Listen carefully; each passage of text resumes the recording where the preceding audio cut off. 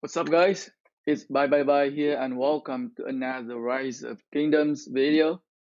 In today's video, I want to look at a very underrated commander, Ishida Mitsunari.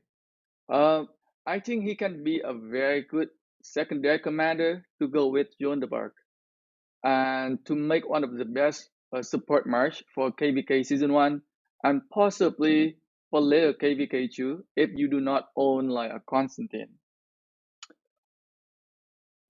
So Constantine is a very good support, but Ishida could be a very good support too. So first, let me make one thing clear: do not invest any universal sculpture on him.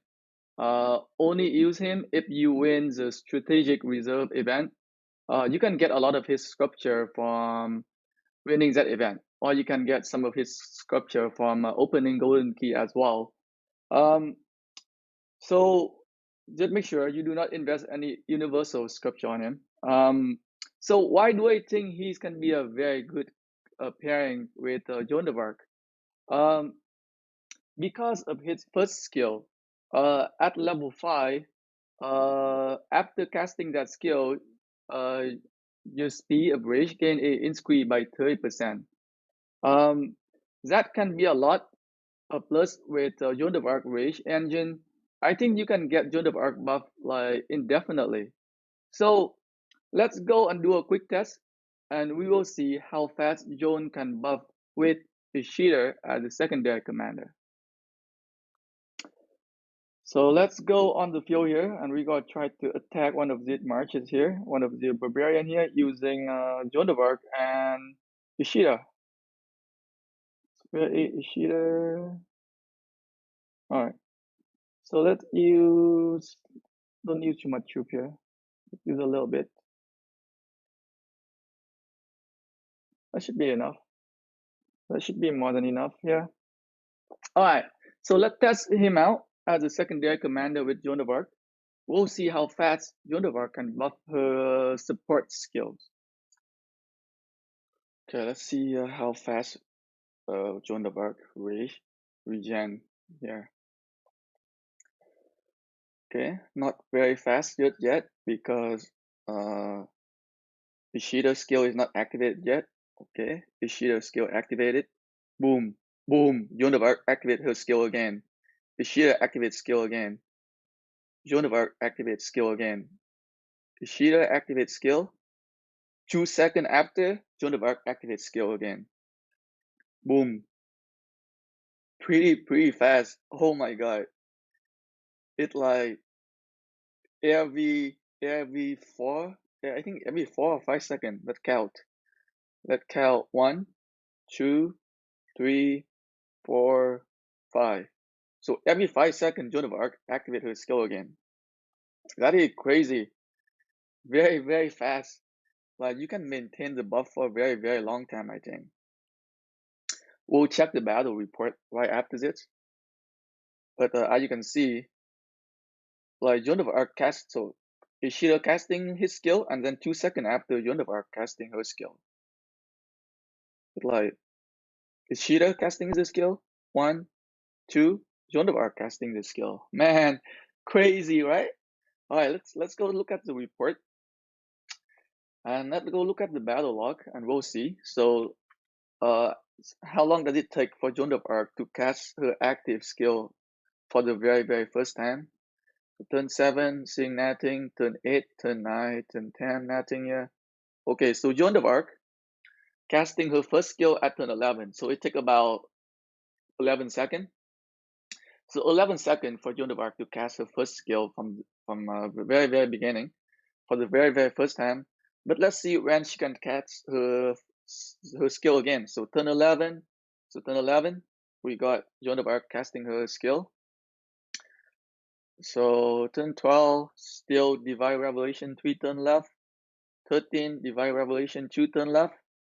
14, Divine Revelation 1 turn left. Turn 15, Divine Revelation 0 turn left. And turn 16,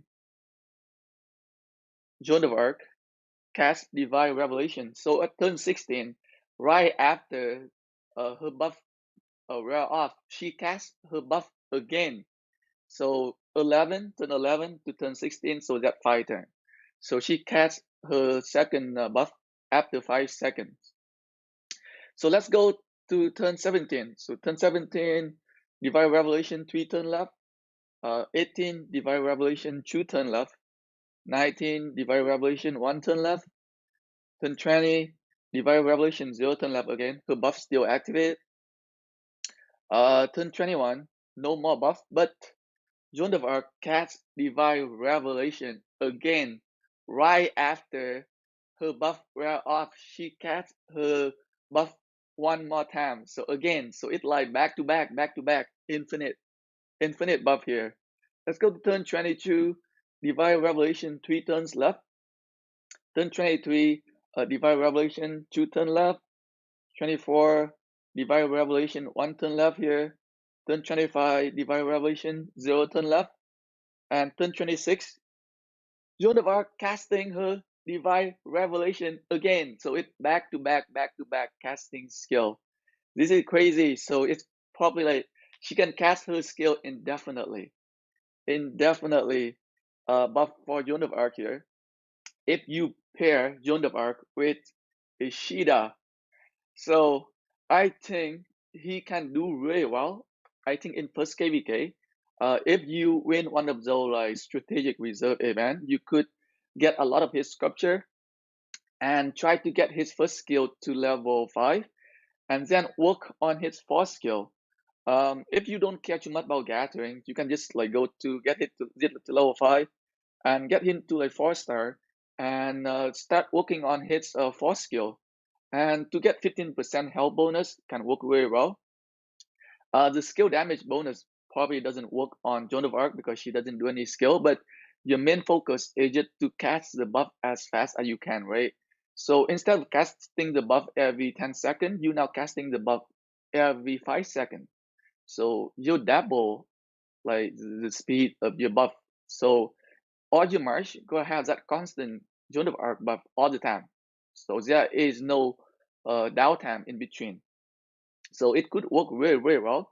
And 15% health work very well for all tube types. So you can run mixed tube for your Joan of Arc march. And for the attack bonus, 30% every 3 seconds. But consider how fast you casting your skill. Like you casting your skill every 5 seconds, right? So 30% for 3 seconds out of 5 seconds.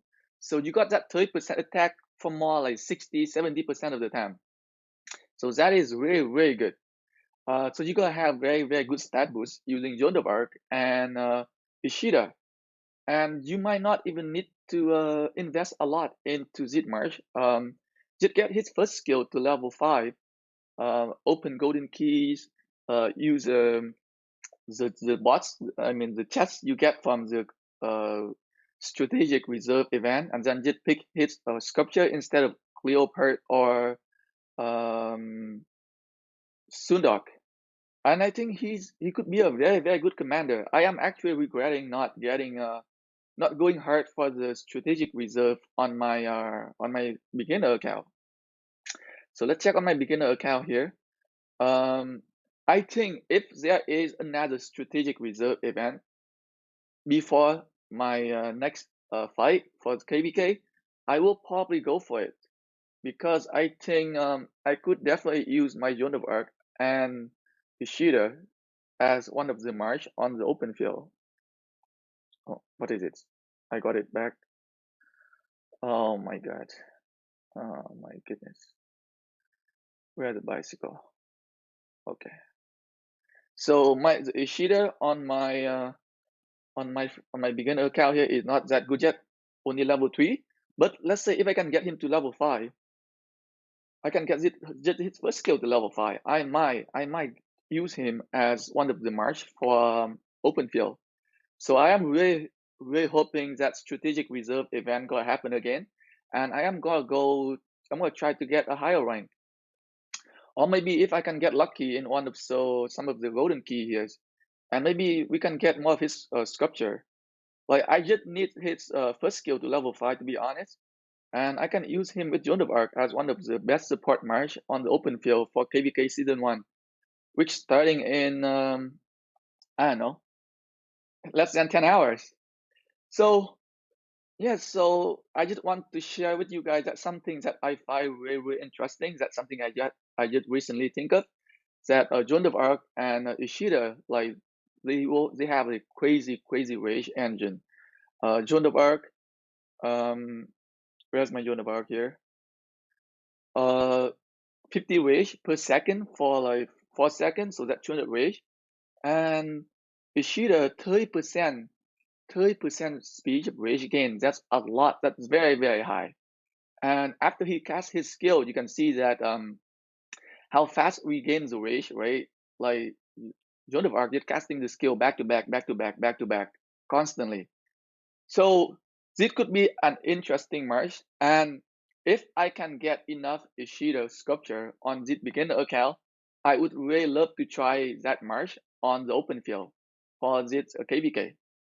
So stay tuned for future video when if I can use him, and I'll let you know how well they can really perform on the open field. Thanks for watching, guys.